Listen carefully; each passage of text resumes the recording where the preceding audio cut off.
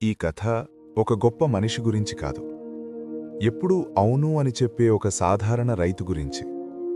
గ్రామంలో అందరికీ కావలసిన మనిషి, ఎవరడిగినా తల ఊపే అలవాటు.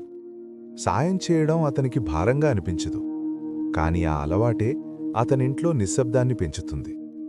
ఈ కథలో మీరు చూస్తారు ఎలా మంచితనం జీవితాన్ని దూరం చేస్తుందో, ఎలా ఇతరుల అవసరాలు మన అవసరాల కంటే పెద్దవిగా మారిపోతాయో.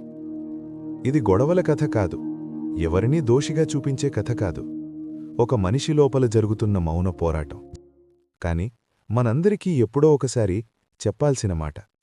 ఈ వీడియో లేదు అని చెప్పడం గురించి. ఇలాంటి కథలు మీకు నచ్చితే మన కథతో ఉండండి. పూర్తి కథ కోసం చివరి వరకు చూడండి. రామయ్య అంటే ఊరందరూ చెప్పే ఒకే మాట, అడిగితే తప్పకుండా చేస్తాడు. చిన్న రైతు, 2 ఎకరాల పొలం. సాయంత్రం ఇంటి ముందు అరుగుపై కూర్చుంటే వచ్చేవాళ్లు పోయేవాళ్లు పలకరిస్తూ ఉంటారు.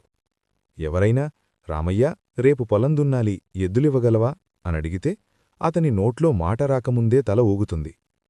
రామయ్య, మా అబ్బాయి ఫీజు ఆలస్యమైంది, కొంచెం సాయం చేస్తావా అంటే చాలు, చేతిలో డబ్బు లేదని గుర్తొచ్చినా మాట మాత్రం బయటికి రాదు.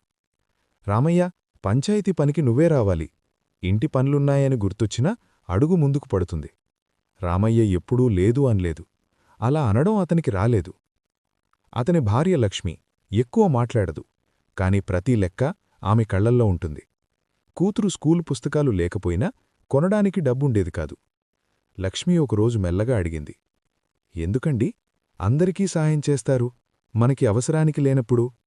రామయ్య సమాధానం చెప్పకుండా గోడమీద వేలాడుతున్న క్యాలెండర్ వైపు చూస్తూ ఉంటాడు. ఆ మౌనం లక్ష్మికి బాగా తెలిసిన మౌనం. గ్రామంలో రామయ్యకి పేరుంది, కాని గౌరవం ఉందా?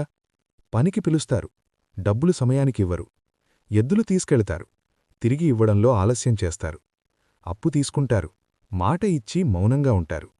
రామయ్య మాత్రం అందరినీ అర్థం చేసుకుంటాడు, కాని తనని ఎవరూ అర్థం చేసుకోలేదు. క్యాలెండర్ వైపు చూసిన సమయం రానే వచ్చింది. అదే పంట అమ్మాల్సిన సమయం.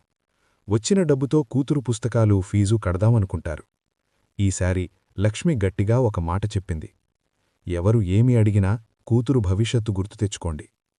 రామయ్య తల ఊపాడు, కాని అది ఏ తల ఊపాడో అతనికే అర్థం కాలేదు.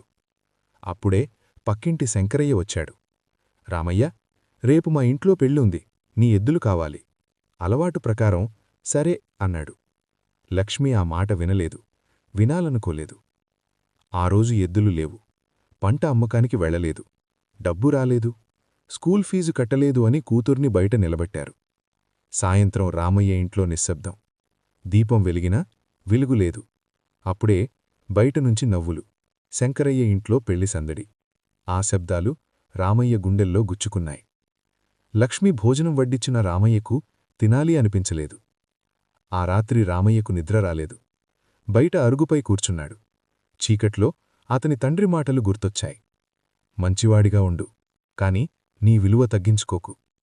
ఆ మాటలు అప్పట్లో అర్థం కాలేదు, ఇప్పుడు నిశ్శబ్దంగా అర్థమయ్యాయి. మళ్ళీ ఎవరో, రామయ్య, ఈరోజు పొలం పనికి రావాలి. ఈసారి రామయ్య తల ఊపలేదు, సరే అనలేదు. చిన్న నిశ్శబ్దం. అందరూ అతనివైపు చూశారు. రామయ్య మెల్లగా, ఈరోజు కుదరదు అన్నాడు. ఎటువంటి కోపం లేదు, ఎటువంటి కారణం చెప్పలేదు. అంతే. వాళ్లు ఆశ్చర్యపోయారు, ఏమీ మాట్లాడకుండా వెళ్ళిపోయారు. రామయ్య గుండె వేగంగా కొట్టుకుంది, కాని అతని భుజాల మీద ఉన్న భారం తగ్గిపోయింది. కొన్ని మాటలు చెప్పకపోతే మన జీవితం మన చేతుల్లో ఉండదు. కొన్నిసార్లు లేదు అనే మాట మనకు మనమే ఇచ్చుకునే మొదటి గౌరవం.